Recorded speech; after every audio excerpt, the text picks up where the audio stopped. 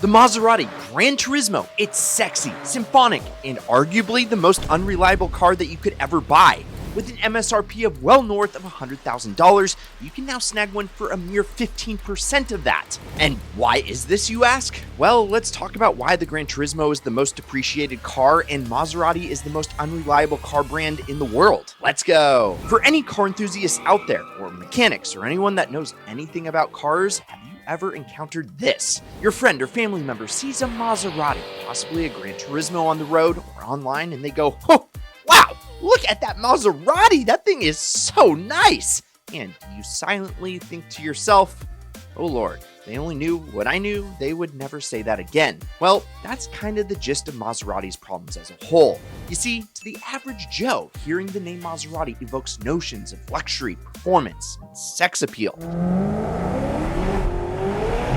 It almost has the same effect as Ferrari for some folks, and to be honest, there's a very good reason for that. When Maserati first became a thing, well, they were a race car brand. They didn't care about road cars at all, just like Ferrari.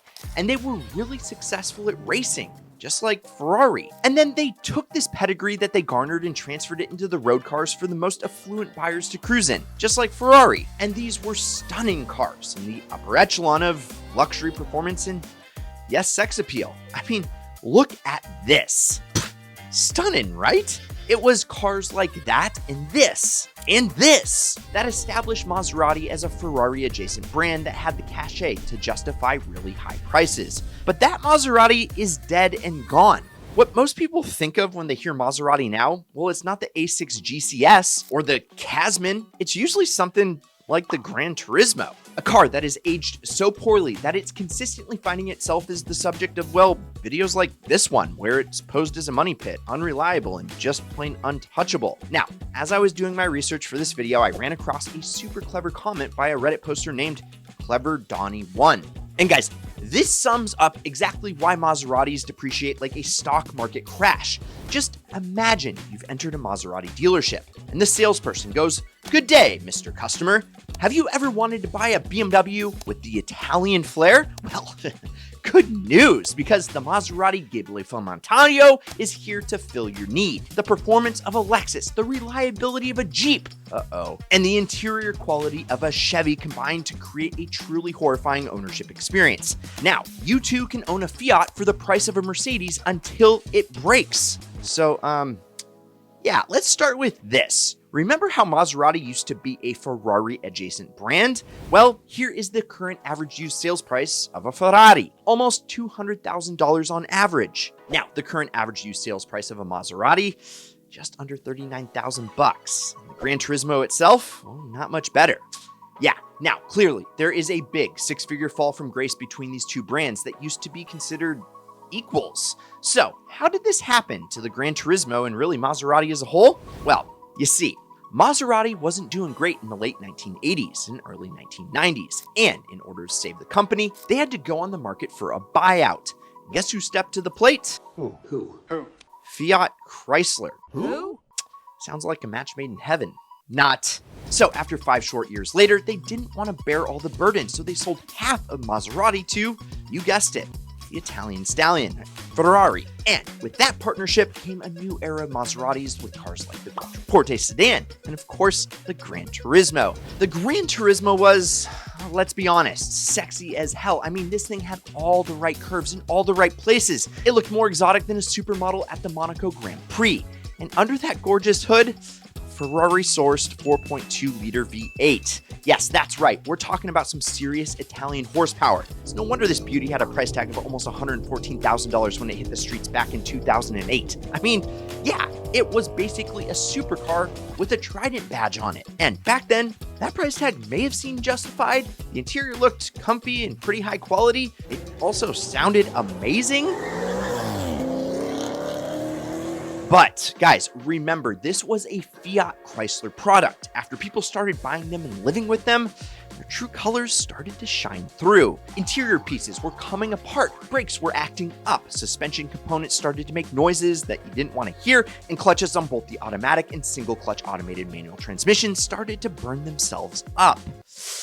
Burned. And the big one, electronics. Oh boy, Maserati could not figure out how to make electronics work or continue to work for long, which is why ECU problems, infotainment problems, and a slew of other wiring issues started to make themselves known.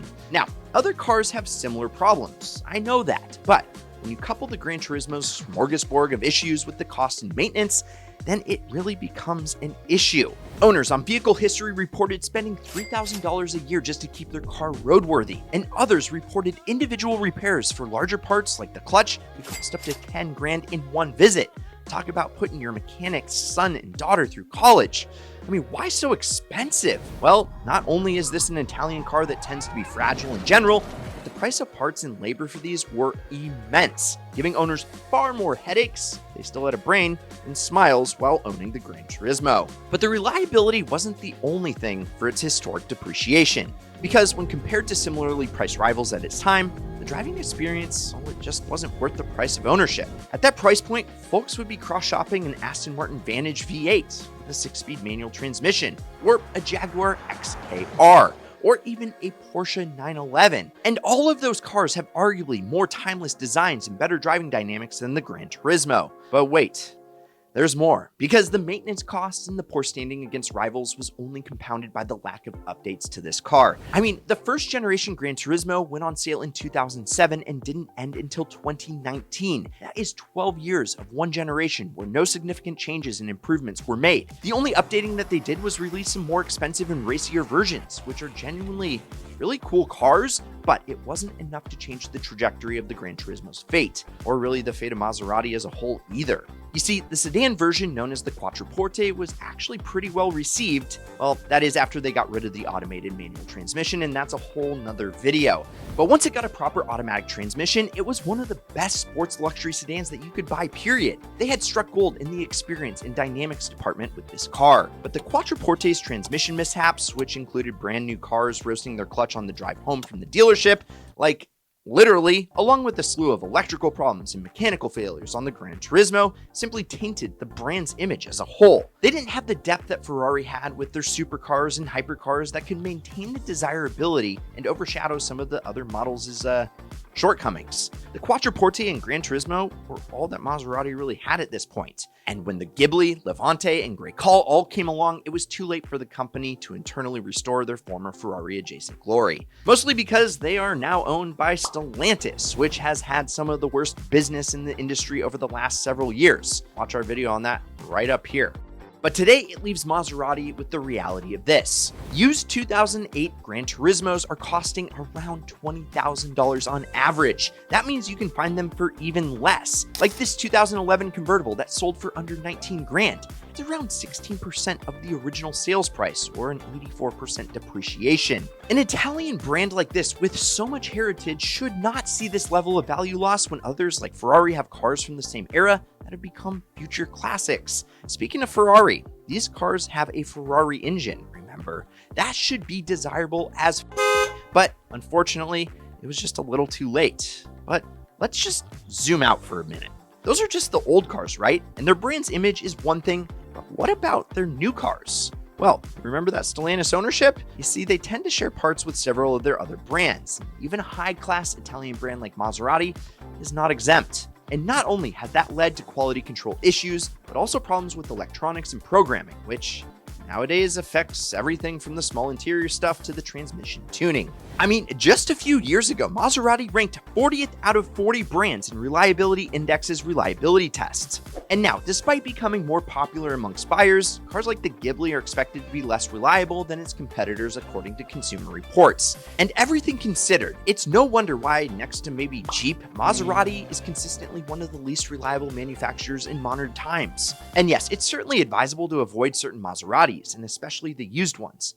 There's still potential in this brand that is absolutely worth considering. For example, they just brought back the Gran Turismo this year, and it's been commended for its seamless duality of luxury and sports car, and according to Car and Driver, sets a new standard for the Maserati brand and delivers on its multi-function mission. And that's pretty high praise. That's high praise! Considering all the shortcomings of Maserati in the past. And while they did criticize its ridiculous price point of $160,000 eye-watering dollars and its lack of a manual transmission, the cohesiveness of the chassis overshadowed any low points. You got the coin. And that's not all the good news either, because remember how we discussed Maserati's lack of depth when you compare it to Ferrari? Well, they solved that with the MC20 supercar, the spiritual successor to the iconic 90s homologation special, the MC12.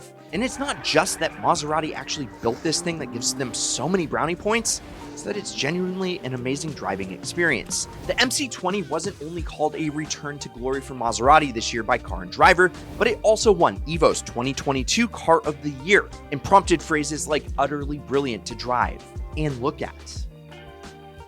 And what's more, well, they are also getting into the EV game, which could be a successful venture for them, especially coming at the heels of the great cars that I just mentioned. I mean, listen, overall, there is a lot to like and dislike about this historic brand. They've had their great moments in each decade, but they have certainly had their downfalls as well. Haven't we all? And even though one could argue that the bad might outweigh the good, yeah, we don't want to see Maserati fail. In fact, we want to see the opposite here at Ideal. We want to see great cars getting the respect that they deserve, as any person in the car industry would. But if we have to emphasize one negative thing that you should take away from this video, just don't buy a used Maserati Gran Turismo. Just don't. Friends don't let friends buy Maseratis that are old. So, what is your verdict? Is the Gran Turismo's look and engine worth the headache? Is Maserati a brand that could rival Ferrari in the future? Well, let us know down below, and let us know if you like this video by hitting the like button and subscribe if you're new here. I'm Brad, this is Ideal. Check out these other videos over here, and promise me one thing, besides not buying a Maserati. Keep living the Ideal lifestyle.